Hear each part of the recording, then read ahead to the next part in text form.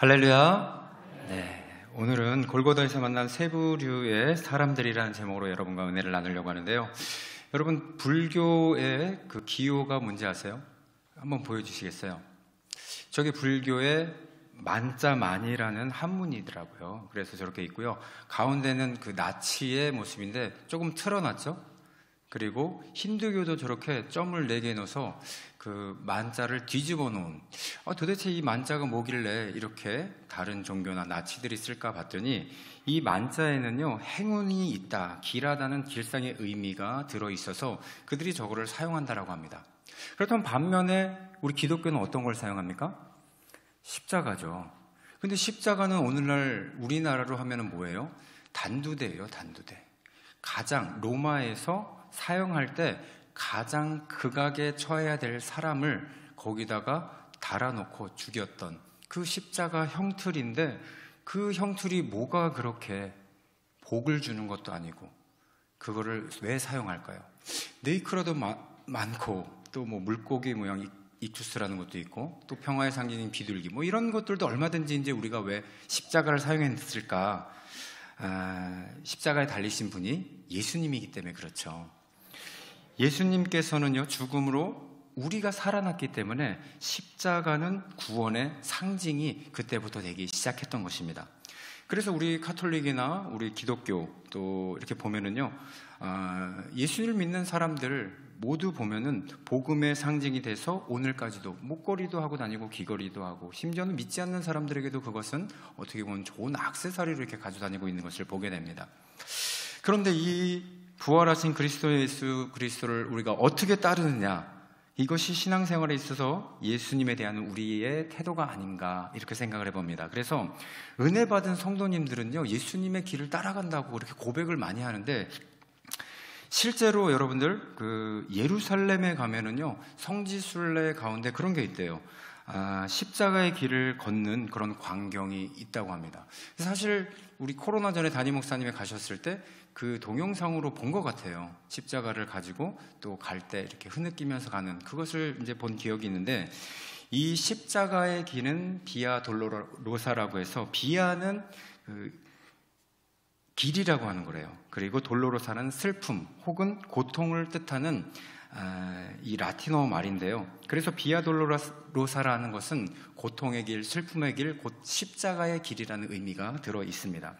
물론 예수님이 그 길을 정확하게 그대로 걸으신 건 아닐지라도 교회 전승에 의해서 만들어진 출발점이 어디였냐면요, 안토니아 요새에 있는 옛날 빌라도 법정이었다라는 거예요. 거기서 예수님이 십자가 사형 언도를 받으시고 출발해서 옛날 골고다 언덕, 영어로는 갈보리 언덕이라고 하더라고요. 같은 얘기더라고요. 그래서 거기에 도달하는 800m 길을 우리가 비아 돌로로사라의 길이다 이렇게 부르고 있습니다. 매주 금요일에 가게 되면요, 한 3시 정도 되면 거기에 순례자들이 한 사람이 십자가를 메고 그 길을 걸어가고 있는데요, 그 행렬들을 우리가 그곳에 가면 볼 수가 있다고 합니다. 실제로 예수님은 이 길에서 모두 14개의 사건이 일어납니다. 그래서 그 사건이 일어난 장소마다 표시가 돼 있대요. 14개를 처소 또는 영어로 하면은 14 스테이션이라고 해갖고 그 자리에 보면은 이렇게 숫자가 적혀 있는 것을 보게 됩니다. 그걸 그림으로 오늘 여러분께 하나씩 보여드리면 이렇습니다. 첫 번째 처소는요, 빌라도 법정이래요. 그래서 저기에는 안토니오 요새라고 하는 건데, 지금은 거기에 아랍 학교가 자리 잡고 있고 예수님이 사형 언도를 받으신 곳이라고 합니다. 2초소는요, 예수님이 채찍질을 당하시고 십자가를 지신 곳이죠. 2초소고요. 3초소는 출발한 지점에서 한 150m 되는 지점에 작은 기도실이 있다고 하는데, 그곳에서 예수님이 십자가를 지고 처음으로 넘어졌던 곳이래요. 4초소는 아르메니아 교회의 기도실 입구인데요, 문지방에 보면 예수님께서 어머니 마리아와 만나는 그 장면이 있습니다.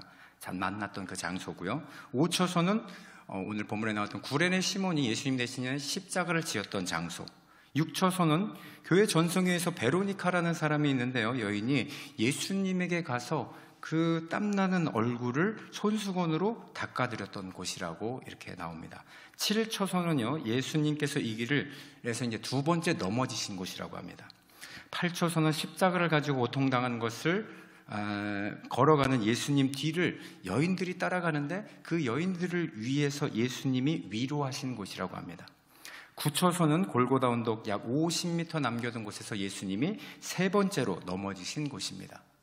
그 다음에 10초소부터 14초소까지는요, 성묘교회라고 있어요. 성묘교회라는 것은요, 성스러운 묘지교회라는 뜻인데요. 옛날에 성문 밖에 골고다 언덕이었는데 지금은 거기에 기념당 교회를 세워서 거기서 10초서에서 14초서가 그 안에 모두 들어가 있습니다.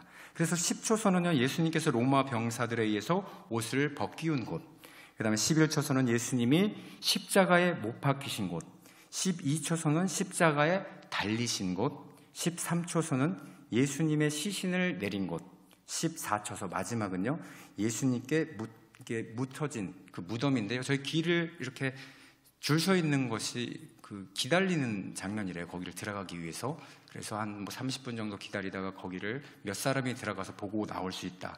그렇게 해서 14개의 처소를 폴틴 스테이션이라고 해서 여러분들이 이 성당이나 이런 데 가면은요, 그것을 모두 장식을 해놨대요. 그거를 기념으로 이렇게 해놓은 곳이 많다라고 합니다. 그런데 우리가 오늘 누가복음 읽은 데에서는 14개 처소 중에서 3가지만 나옵니다. 5처소였던 구레네 시몬 사건하고요, 8처소에 있는 예루살렘 여인들과 만났던 것, 그리고 12처소에 강도들과 예수님 같이 매달렸던 것, 이렇게 3개의 처소가 나오게 됩니다. 그래서 오늘은요, 십자가 길에서 예수님이 만난 세 부류의 사람들, 이렇게 제목을 지어봤어요. 그래서 어떤 말씀을 하셨는지 여러분과 함께 은혜를 나눠보고자 합니다. 첫 번째는 뭐냐면요, 십자가 길에서 만난 사람은 구레네 시몬이라는 사람입니다. 5처소에서 만나는 첫 번째 유형의 사람으로서 억지로 십자가를 맨 사람이다. 여러분들이 잘 아는 구레네 시몬이에요. 본문 26절을 한번 같이 읽어보도록 하겠습니다. 시작. 그들이 예수를 끌고 갈 때 시몬이라는 구레네 사람이 시골에서 오는 것을 붙들어 그에게 십자가를 지어 예수를 따르게 하더라. 구레네 시몬을 어떻게 하냐면요, 붙들었다고 그래요. 붙들었다라는 얘기를 히브리어로 하면은요, 이거 굉장히 에필라바노, 굉장히 말하기가 어려워요. 에필라바노 마이라고 하는데, 이거는 붙잡다, 손으로 잡아 취하다라는 뜻으로 본인의 의지와 관계없이 억지로 행했다라는 뜻이라는 것입니다. 그래서 강제로 억지로 십자가를 지게 했다라는 것을 이 붙들다라는 말을 통해서 우리가 알 수가 있는데요. 하지만 결과적으로 이것은요, 이 사람은 유익하게 하는 영적인 결과를 초래하게 만든다라는 것입니다. 우리는 구체적으로 이 사람, 구레네 사람이 신분이나 인물 정보에 대해서는요, 다른 사항에 대해서 성경에서는 말하고 있질 않습니다. 침묵하고 있어요. 단지 우리가 알 수 있는 것은 유일한 정보, 그가 구레네 출신이었대요. 구레네라는 것은요, 아프리카에 있더라고요. 아프리카 리비아 지역 안에 있는 구레네 곳이라는 곳이 있어요. 이 문서에 의하면 기원전에 이 구레네 지역에 약 10만 명 이상의 유대인들이 살았다는 기록이 있습니다. 그러니까 예루살렘을 떠나 아프리카 구레네 곳에 가서 그곳에서 유대인들이 살았는데, 6월절이 되면 순례를 하기 위해서 이 구레네 시몬이 예루살렘 성으로 왔을 것이다 라는 것이 하나의 견해고요. 또 하나는 예루살렘 성전에 보면은요, 구레네 사람들이 있는 회당이 있대요.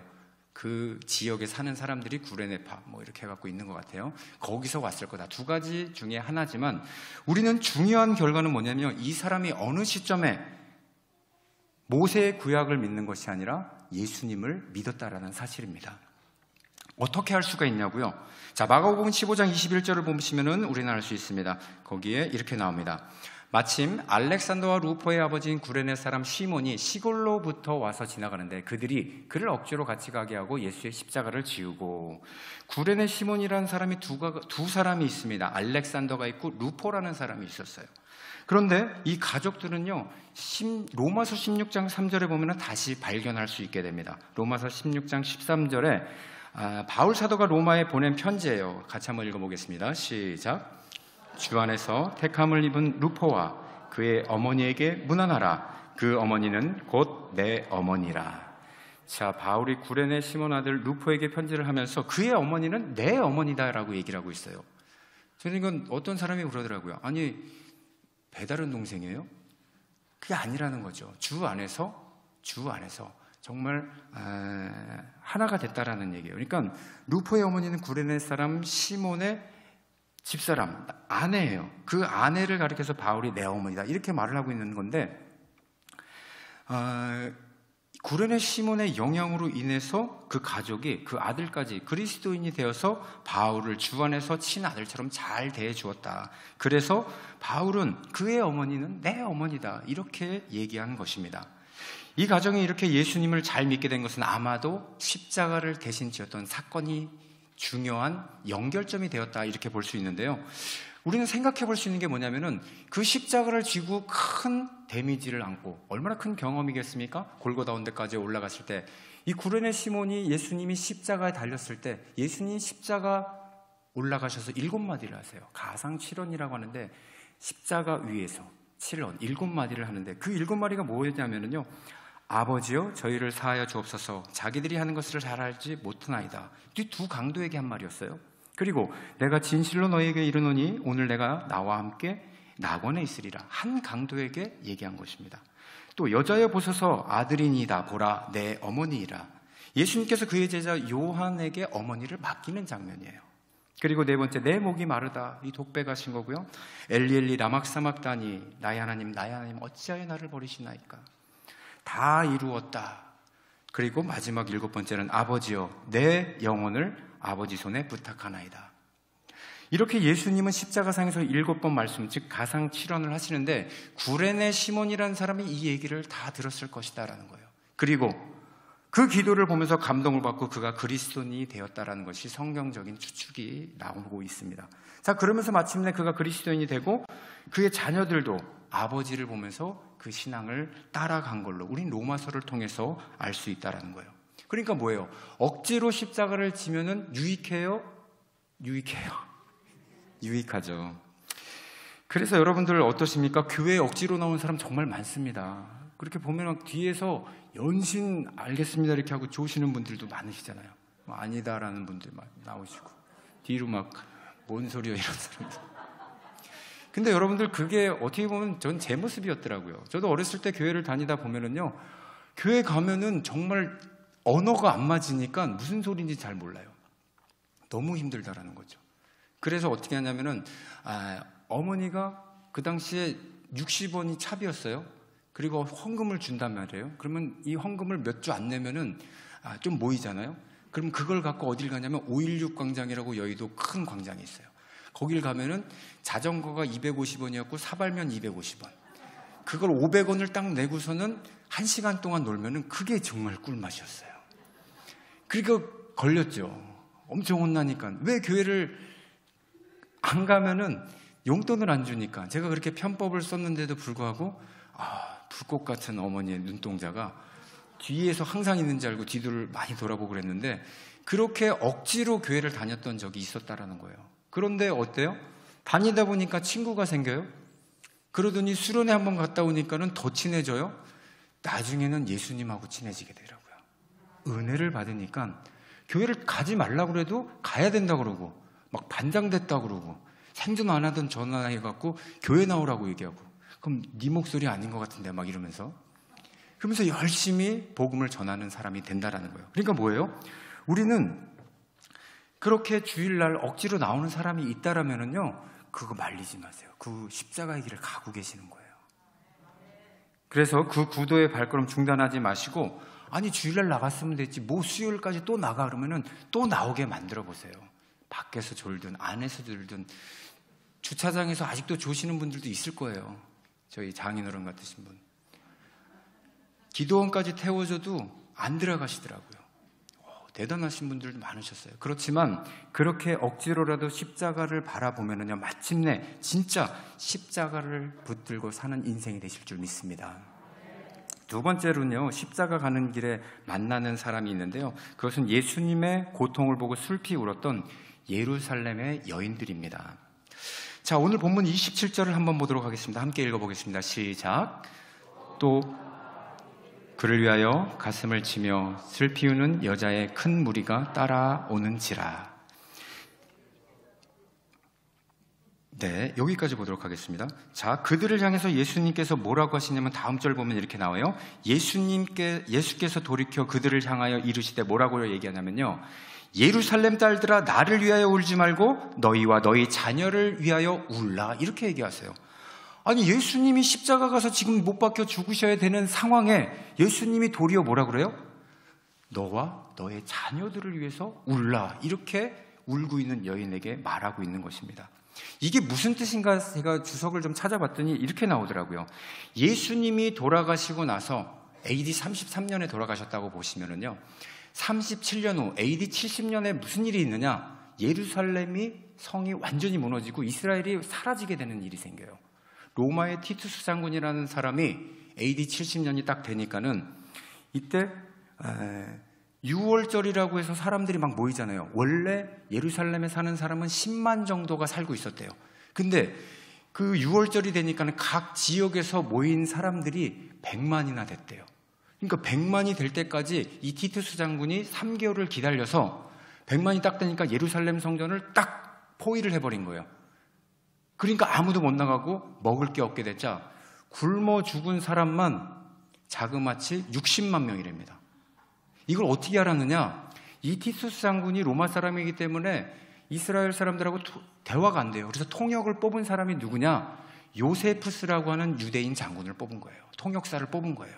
그래서 이 요세푸스를 데려다가 네가 앞으로 내가 가는 길에 다 통역을 해라. 어떻게 보면은 친일파적인 그런 사람이죠. 근데 이 사람이 뭐를 썼냐면 유대 역사를 쓴 사람이에요.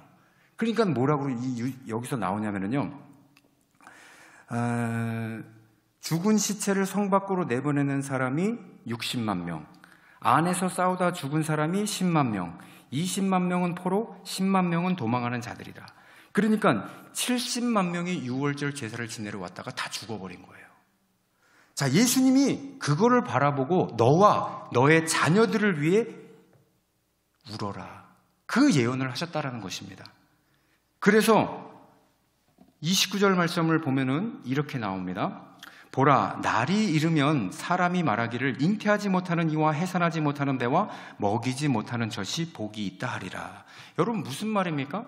앞으로 예루살렘 성전이 무너지고 수많은 사람들이 굶어 죽을 거고 나라가 사라질 것이니 너희는 너희 자녀와 너희를 위해서 울고 기도하라, 이런 말씀을 하신 거예요. 이걸 요즘 다른 말로 하면은 말세가 되면 이렇게 된다라는 것도 이렇게 해석하는 경우도 있는데요. 이 당장에 있는 사실로 보면은 예수님이 여인들에게 그렇게 말씀을 하신 거예요. 실질적으로 AD 70년 이후 어떻게 됩니까? 이스라엘 백성들은 1900년 동안 나라가 없어요. 정체성이 사라질 수밖에 없겠죠. 그리고 또 뭐예요? 예루살렘 성전은 완전히 돌에 돌 위에 있는 것 하나도 없이 다 무너져서 깨끗하게 없어지고 지금까지도 그 성전을 짓지 못한다라는 거예요. 그래서요, 그렇다면 우리는 우리 자녀들을 위해서 무엇을 위해서 울어야 될까요? 우리도 한번 적용을 한번 해봤으면 좋겠어요. 여러분, 우리가 성경의 시대를 한 세대를 40년으로 본대요. 그러면 생각해보면 지난 40년 동안 우리 시대의 가치관이 얼마나 많이 바뀌었을까요? 40년 내내 우리의 자녀들 학교에 가서 선생님한테 혼나면 뭐라 그래요? 선생님 감사합니다. 우리 자녀 사람 만들어줘서 감사합니다. 그랬어요. 근데 지금 애가 맞고 오면 뭐라 그래요? 시대가 바뀌었으니까 신고한대요. 체벌 금지라고. 그리고 40년 전에 학교에 갔을 때 성교육을 하면은요, 남성, 여성 다르기 때문에 어떻게 했냐면 기술 시간하고 가정 시간 나눠갖고 따로따로 교육을 했잖아요. 합반이라고 그래서 막 이렇게 불려서 해놓고. 그래서 그거에 대해서 조심스럽게 가르쳤던 때였어요. 그런데 요즘은요, 남성, 여성 성별은 자신이 결정하는 것이라고 말을 하고 있고요. 성에 대해서 굉장히 간대해졌어요. 초등학교 교과서에 보면 성에 대해서 신랄하게 보여주고 있고요. 중학교에 가면요, 임신하지 않는 법에 대해서 교과서에 나와 있고요. 이것이 학생에게, 이거를 뭐라고 얘기하면은요, 학생 인권 조례다 라는 것을 내세워서 부모라 할지라도 방해하면은 안 된다, 신고해야 된다, 이렇게까지 교육을 하고 있는 게 오늘날의 공교육이에요. 하다못해 더 황당한 것은 남자가 남자와 결혼하게 해주세요, 여자가 여자랑 결혼하게 해주세요, 이것을 피켓 들고서는 주장하고 있는 것이 정말 40년 전과 지금과 너무나도 달라졌다는 거예요. 변해도 너무 많이 변했지만 학교 교육이 망가지니까 어떻게 됩니까? 대안학교들이 생기고 교회에서 너도 나도 할 것 없이 홈스쿨링도 하고 권면하고 있다는 거예요. CTS는 1교회 1학교를 만들려고 계속해서 주장하며 프로그램들을 전달하고 있습니다. 그래서 이렇게 왜 교육이 중요한가 봤더니요, 김일국 목사님이 쓰신 다음 세대를 구하는 7가지 법칙이라는 책에 보면 이렇게 나와 있어요. 어린 시절 교육이 미래를 결정짓는다. 4살 지능은 50%, 8살 지능은 80% 발달하고 환경에 영향을 받는다. 따라서 주일학교에 다니는 86%가 15살 되기 전에 구원을 받는다. 오직 10%만 15세에서 30살 사이에 구원을 받는다고 한다. 그러나 오늘날은 어린이들이 게임과 소셜미디어에 타깃이 되어 빠지게 된다. 마귀 학교에 들어가는 것이다. 그래서 불교, 카톨릭, 이슬람, 공산당은 산과 유치원, 타가소 등을 통해 세상과 단절시키고 어릴 적부터 조기교육 및 세뇌교육을 시킨다. 이게 책에 이렇게 나와 있는 거예요. 실질적으로 여러분 충격적인 게 뭐냐면요, 이스라엘은 조기교육을 통해서 지금 유럽 전체가 이슬람화로 바뀌는데 굉장히 많이 성공을 했습니다. 기독교의 복음률이 굉장히 낮아지고요, 웬만한 교회들이 전부 다 초승달로 바뀌는 이슬람 교회로 전락을 해버렸다는 거예요. 더 충격적인 것은요, 기독교 다음 세대가 씨가 말라가고 있다는 것입니다. 여러분 대학교 다닐 때 1000명 설문조사를 하면 옛날에 19%, 한 190명이 기독교인이라고 얘기했는데 지금은 몇 프로인지 아십니까? 4명 나와요. 4명. 0.4%래요. 복음을 전해야 될 나라가 선교를 받아야 되는 나라로 전락하고 있다는 거예요. 상위 60대, 70대, 5, 60, 70대까지는요, 기독교 인구가 70%라면은 하위 10대 미만이 30%밖에 안 된다는 거예요. 역삼각형의 구조로 해서 기독교가 점점 없어진다는 통계가 지금 나타나고 있어요. 그러나 잠언 그래서요 22장 6절을 보면은요, 여전히 우리에게 하나님이 말씀하시는 것이 있습니다. 함께 읽어보겠습니다. 시작. 마땅히 행할 길을 아이에게 가르치라. 그리하면 늙어도 그것을 떠나지 아니하리라. 믿으십니까? 시대가 변화도 절대 변하지 않는다는 것은 가치관, 그게 뭡니까? 성경이라는 거예요. 주님의 말씀이라는 것입니다. 이런 성경의 가치관을 우리 자녀들에게 우리는 여전히 가르쳐야 된다는 것이에요. 예수님은 그때나 지금이나 너희의 자녀를 위해서, 너나 너희 자녀를 위해서 울라고 얘기하시고 있고, 십자가 길에서 만나는 통곡하는 여인들, 이것을 보면서 우리도 스스로 자각을 해야 된다는 것입니다. 이렇게 울라고 하신 것은 반드시 뭐예요? 소망이 있기 때문입니다. 자녀들 세상의 가치관에서 주님께서 보호해 주신다는 거예요. 눈물로 씨를 뿌릴 때 기쁨으로 단을 거두는 저와 여러분들의 가정이 될 줄 믿습니다. 그런가 하면 골고다 언덕길에서 만나는 세 번째 부류는 누구냐면요, 예수님과 함께 십자가에 달린 두 강도입니다. 이들은 사람을 죽은 행악자로서 십자가에 못 박히게 된 것입니다. 본문 23장 32절과 33절을 보면 이렇게 나옵니다. 또 다른 두 행악자도 사형을 받게 되어 예수와 함께 끌려가니라. 해골이라 하는 곳에 이르러 거기에 예수를 십자가에 못 박고 두 행악자도 그렇게 하니 하나는 우편에 하나는 좌편에 있더라. 여러분, 이 두 사람을 보면은 우리는요, 인류의 두 사람을 대표를 하고 있습니다.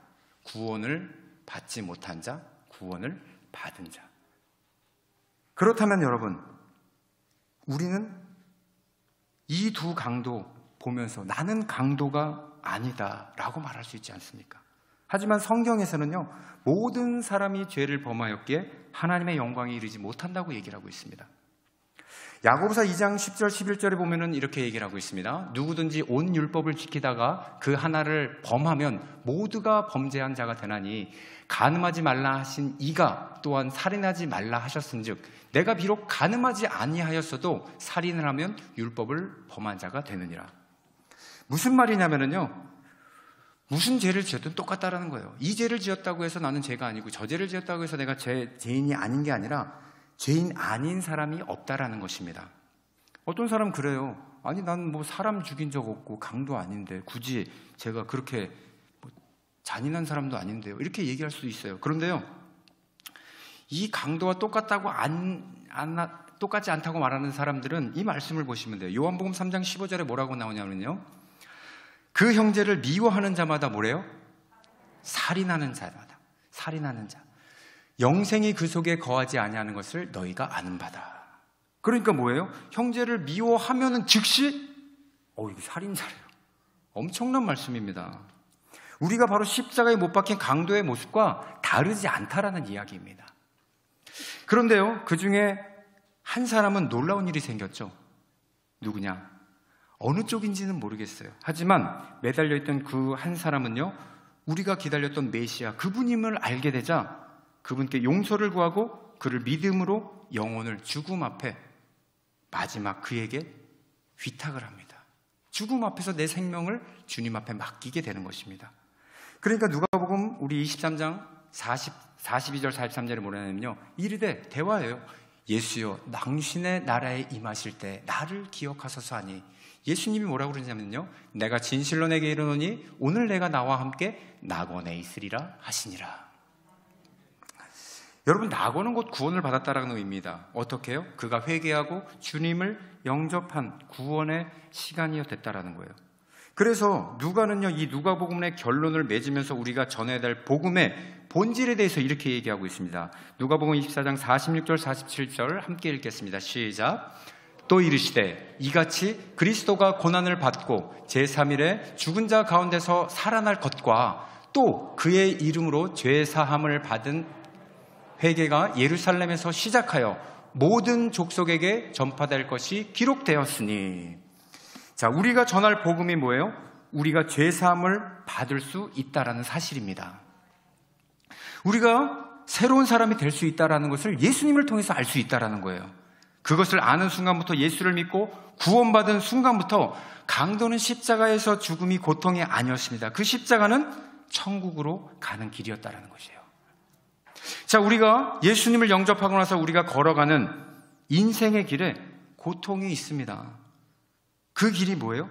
고통의 길이었지만 무슨 길이 되는 것입니까? 예수님을 위한 길이라면 구원의 길로 바뀐다라는 것입니다. 제자의 길이 되는 것이고요, 천국에 가는 길이 되는 것입니다. 그래서 우리는 주를 따라가는 사람 오직 이렇게 따라오라고 말씀을 하시는데요, 마태복음 26장 24절에 이렇게 나옵니다. 요게 제가 다 읽어드릴게요. 누구든지 나를 따라오려거든 자기를 부인하고 자기 십자가를 지고 나를 따를 것이라. 예수님, 주님을 만나고, 여러분들이 주님을 만나고 나서 누구를 구원하려고 십자가를 지고 가고 계십니까? 여러분 스스로에게 좀 물어보시라는 거예요. 나는 예수님을 만나서 예수님께 구원을 받았다면 나는 내 십자가를 지고 누구의 구원을 위해서 예수님을 따라가고 있나? 그거를 한번 생각해 보시라는 거예요. 오늘 마지막으로요, 자기의 십자가를 걸어간 그 한 사람을 여러분께 소개를 하고 이 말씀을 마치려고 하는데요, 1960년생이에요. 충남 보령에서 태어난 정진훈이라는 사람이 있습니다. 이 친구가 초등학교 5학년 때 서울 가서 구두 닦기 하면 돈을 많이 번다는 친구의 말을 듣고 육성회비 그 당시 1,500원을 들고 서울로 무작정 상경을 합니다. 잘 데가 없어서 영등포역에서 딱 잠을 자려고 하는데 갑자기 막 목탁 치는 소리가 나요. 알고 봤더니 이 스가 오셔갖고 뭐라 그러냐면, 정진훈, 너 육성회비 들고 도망 나왔지? 깜짝 놀란 거예요. 이제 너 나를 따라와. 그래서 따라간 곳이 어디냐면 관악산에 있는 절을 따라갔다고 합니다. 그러면서 거기에서 보니까 700명이나 되는 그 스들이 있대요. 이렇게. 그냥 스님 그럴게요. 근데 거기 700명을 거느리는 대장 주지승이라는 거예요. 3년 동안 그곳에서 매일 배웁니다. 근데 얼마나 바보였냐면 하나도 몰라요. 배우는 게 없어요. 다 포기를 합니다. 그러니까요, 사람들이 이제 너는 자격이 없는데 이렇게 얘기를 하는데, 어느 날 초파일 날 불공을 드리러 온 한 여자를 딱 보더니 과부라는 것을 딱 알아맞춘 거예요. 그러니까 이 주지승이 너는 내 제자다. 그 길로 인도로 보내요. 3년 동안 주먹밥 49개를 가지고 3년 동안 그것만 먹고 살아라 그래서 그거 먹고 살아갖고 돌아왔어요. 그러니까는요, 그때 나이가 19살인데 8개라는 법명을 줬어요. 그래서 주지승이 자기의 주변에 데려놓고 너는 정말 내 제자로, 그러니까 뭐예요? 수제자로 키우려고 그러는 거예요. 그런데 그 법명을 받은 그날 12시부터 찾아오는 게 있는데 불가에서 말하는 신이 찾아온대요. 그러면서 뭐라 그러냐면 새벽 5시까지 자기 입을 통해서 다음날 시주하러 가게 되면 만나게 될 수백 명의 이름, 그 사람들의 주머니 들어있는 돈의 액수, 그리고 과거를 알려준대요. 실제로 다음날 나갔더니 사람들의 이름이 저절로 마음속에서 막 나와서 그거를 막 맞추더래요. 그리고 영등포역에서 그 주지승이 자기에게 너 육성예배 들고들 나왔지, 도망 나왔지, 그거를 자기가 자기 입으로 똑같이 사람들한테 얘기를 한다라는 거예요. 그 신통함을 그 신이 가르쳐줘서 계속 말하는 거예요. 시주를 하러 가게 되면은 과거를 알아맞혀서 많은 시주를 더 받아오게 하고, 그리고 한 번도 배운 적이 없는 중국어, 일본어, 영어, 러시아, 인도 5개 국어를 능통하게 구사하게 됩니다. 관상, 수상, 족상을 잘 보게 돼서 직접 절로 찾아오는 사람들이 생기게 되고요. 과거를 척척 근데 알아맞혔지만 미래에 대해서, 바로 내일에 대해서는 하나도 알려주질 않더래요. 그래서 그냥 말했대요. 잘 될 거고 어떻게 될 거다 그러면 진짜 그렇게 믿고선 되는 사람들도 있다고 그러더라고요.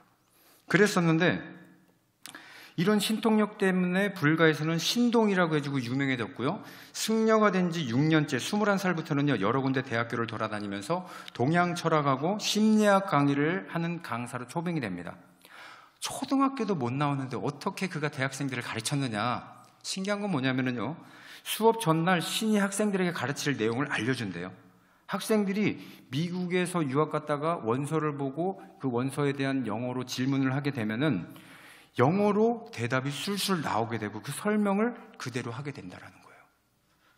그러니까 이런 신통함 때문에 학생들은요 강의에 매료가 되고 가장 눈빛이 또렷한 그 사람들을 만나서 그들을 승려가 되도록 권면해주고 학비도 대줬다고 합니다. 그렇게 해서 승려로 25명을 만들었대요. 어느 날 신이 나타나서 그러더래요. 내일 너는 고향 친구를 만나게 되는데 아는 체 하지 말고 바로 돌아가라. 하도 이상한 거예요. 그동안 맨날 만나갖고 얘기하고 맞춰주고 과거 얘기하고 시주하고 이러더니 그 사람은 왜 만나자마자 도망가라고 그랬는지 그날 다음 날이 됐어요. 을지로 사가에 가갖고 지나가는데 진짜 도양 친구들이에요. 자기도 모르게 아는 척을 했대요. 그랬더니 나는 이제 여기서 10년 전에 떠나간 정일영 안수집사님 아들이야 소개를 했더니 그가 깜짝 놀라서 알아봅니다. 나의 아버지는 원래 박수무당이었는데 목사님이신 그 친구 아버지의 전도에서 안수집사가 되었습니다. 그 친구는 신학교 2학년이었는데 승복 차림의 나를 보고 안타까워했습니다. 그 친구는 내가 있는 절까지 찾아와서 매일 하루에 한 구절 성경을 읽어주었습니다. 오지 말라고 달래기도 하고 어느 날은 심하게 때리기도 했는데 눈이 와도 하루도 쉬지 않고 10년을 찾아왔고 10년을 찾아왔대요. 그 정성의 길은 감동을 받았습니다. 나도 돌을 닦는 한 사람으로서 나도 그 친구처럼 할 수 있을까 생각했지만 그렇게 할 자신이 없었습니다. 그래서 나는 그에게 밖에서 만나자고 했습니다. 도대체 성경에 무엇이 있길래 나에게 그러냐고 물어볼 생각이었습니다. 그리고 혼자 방에서 몇 해 전 그 친구가 사준 성경책을 처음으로 펼쳐봅니다. 무심코 펼친 곳이 예수님이 십자가 사형에 당하기 전날 기도하는 장면이었습니다. 만일 아버지의 뜻이거든 이 잔을 내게서 옮기시옵소서. 그러나 내 원대로 마옵시고 아버지 원대로 되기를 원하나이다. 그 후에 예수님이 십자가 사형을 당하는 구절까지 읽고 나자 마음이 울렁거리게 됩니다. 어느새 승려 생활은 18년이 되었고 꽤 유명한 덕에 불교 사형수 4명에게 가서 불경을 읽어주고 편히 가라고 말하고 49제와 제사를 지내주겠다고 조건으로 수억 대의 돈을 받기도 했습니다. 그런데 잠시 후 그들이 사형 집행 장소로 옮겨질 때마다 마음속으로 저 영혼은 내 거다 하며 비웃음치며 좋아하는 신의 목소리가 들려옵니다. 사형장에 갈 때마다 매번 똑같은 소리를 들으며 신이 나서 좋아하는 것을 보면서 신은 사람의 영혼을 빼앗는 것을 좋아하는 것을 비로소 알게 되었습니다. 그런데 사형수였던 예수님의 태도는 그동안 만나본 사형수와 너무나도 달랐습니다. 죄 없는 분이 남의 죄를 지고 사형을 당하면서도 아무 반항이 없고 내 원대로 마옵시고 아버지의 원대로 되기를 원한다는 기도를 읽을 때 너무나도 큰 충격을 받았습니다. 내가 사형수라면 예수님 같은 기도를 할 수 있을까? 라는 생각이 들었고, 다음 순간 예수 믿는 어머니와 아버지의 생각이 들게 되었습니다. 승려는 칠가 외인으로 부모님을 생각하지 말아야 되는데 그 순간에는 도저히 그럴 수가 없어서 부모님이 믿는 예수님에 대해 좀 더 알아보고 싶은 마음으로 속독법으로 창세기부터 요한계시록까지 읽어 내려갑니다. 읽는 동안에 친구가 읽어준 말씀이 생각이 납니다. 이상하게도 예수님이 하나님의 아들이라는 게 믿겨졌고, 성부, 성자, 성령이 삼위일체라는 게 받아졌고, 죄 없는 예수님이 사람들의 죄를 대신 지고 십자가 사형을 당해서 죄를 사하여 주시고 사망과 저주에서 우리 영혼을 구원하신다는 하나님의 말씀이 믿어지자 부모님이 믿는 예수님을 믿겠다고 결심이 서게 됩니다. 그 자리에서 곧장 주지스님을 달려갔습니다. 주지스님도 신통한 사람이었기 때문에 내가 마음이 변한 것을 알고 이미 마음이 떠났구나 붙들지 않고 사복으로 갈아입은 후 친구를 만나 고향으로 향해 갑니다. 팔순을 바라보시며 부모님은 13살에 가출해서 34살이 되어 돌아온 셋째 아들을 알아보지 못했는데, 친구가 지난 10년간 사연을 말씀드리자 그제서야 돌아온 자식을 껴안으며 통곡을 하게 됩니다. 동네 사람들이 모여서 밤늦도록 가족 상봉의 기쁨을 나누게 됩니다. 그러나 밤 12시가 되자 어김없이 신이 찾아와 배신한 것에 화가 나서 예수 믿으면 죽어야겠다고 내 손을 목으로 가져가게 해서 목을 조르게 하며 죽이려고 합니다. 사람들이 이를 보고 놀라 떼어내려고 했지만 21년 동안 꼭두같이 노릇하며 복종하던 자를 놓지 않으려고 귀신의 분노는 엄청난 괴력을 발휘해서 아무도 이길 장사가 없었는데, 어머니가 하나님께 기도하시자 곧 손이 풀고 떠났습니다. 그 후에도 매일 밤 귀신이 찾아와서 목을 졸랐고 주일날 교회에 들어가는 순간 뒤로 넘어지게 만들어 머리를 상처를 입고 나는 식물인간으로 만들었습니다. 식물인간인데도 신은 두 손으로 나의 목을 조른 채 눈을 부릅뜨고 뻣뻣이 바라봅니다. 나는 굳어버린 식물인간 그런 모습으로 2년 동안 교회 바닥에 누워 있습니다. 어머니는 매일 교회에서 기도로 눈물을 흘리셨고, 이를 본 귀신은 도대체 나를 버리고 어디로 가려고 그러냐면서 울부짖으며 2년 만에 떠나갑니다. 그 순간 극적으로 깨어나게 되고 내 입에서는 할렐루야가 연발아 터져 나왔고, 그 후에 하나님의 은혜에 감사해라고 말하며 울었고, 그 소문이 퍼지면서 인근의 많은 박수무당들이 예수를 믿었고 500명이었던 교회 성도는 얼마 후에 2배인 1000명으로 늘었습니다. 그 후에 어머니가 돌아가시자 나는 2000년 1월 서울 궁동으로 올라와 한 큰 교회에 가서 예배를 드리다가 7주째 되는 날 한참 기도하는 중에 혀가 말리게 되었고 성령을 경험하게 됩니다.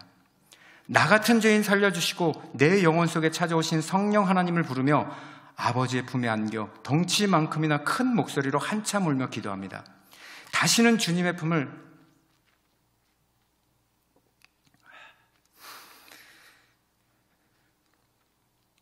떠나지 않고 예수를 잘 믿다가 천국 가게 해달라고 종일 울었습니다. 그 후로 숙녀들이 몸담고 있는 저를 일일이 찾아가게 됩니다. 내가 예전에 신통했던 것은 다 귀신이 가르쳐서 한 것이야. 귀신이 떠나고 나니 외국말 한마디도 못하고 아무런 신통력이 없지만 내 영혼이 구원받았기에 나는 지금 너무나도 행복하고 자유하다. 너도 더 이상 귀신에 속지 말고 예수님 믿고 구원받아라. 간절한 심정으로 그들에게 전하지만 자신들의 습성에 빠진 그들은 돌아오지 않고 그 신통함이 어디로 갔냐 하고 떠나는 것입니다.